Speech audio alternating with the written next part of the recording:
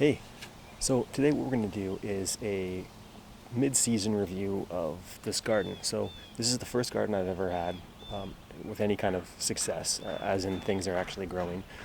Things are growing a little too intensely.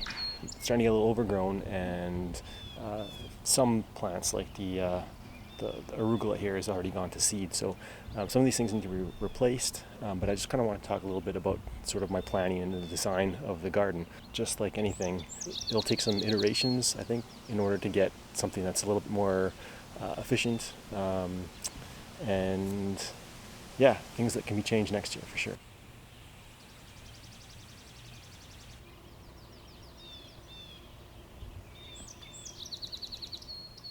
Okay, so to get started, the garden boxes were constructed of some leftover deck board from an earlier demolition. With the inspiration of learning how to grow my own vegetables in case of potential food shortages, not to mention knowing that they'll be pesticide free. So after choosing an area in my backyard where I knew there'll be sufficient daily sunshine, I took some initial measurements and then began planting the boxes. So my idea was to use the square foot garden method, or garden planting method, where each plant is allocated a certain amount of dirt based on how much space it needs when it grows. So this is where I very much underestimated how big some of the plants will get. Additionally, I was also interested in companion planting. So this is to intermingle vegetables to produce more growth, so they grow together.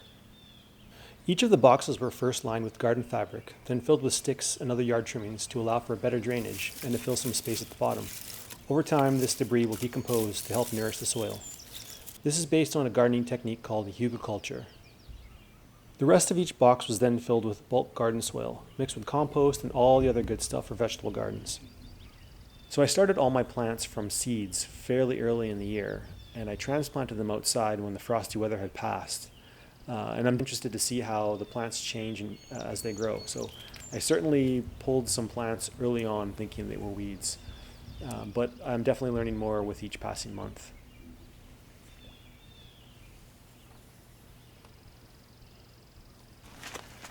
All right, thanks for hanging out for this little garden tour and kind of design explanation of my planning and thought process that went into it. It's fun, things like this, to learn and iterate the process along the way and kind of determine what I'm going to change and fix next time around. If you like the video, drop me a thumbs up. If you have any suggestions of ways I can improve my garden, put in the comments. And if you want to see any more videos kind of talking about the design process and thinking that goes into kind of any project really, subscribe, and that's what I'll try to do. All right, until next time, see you later.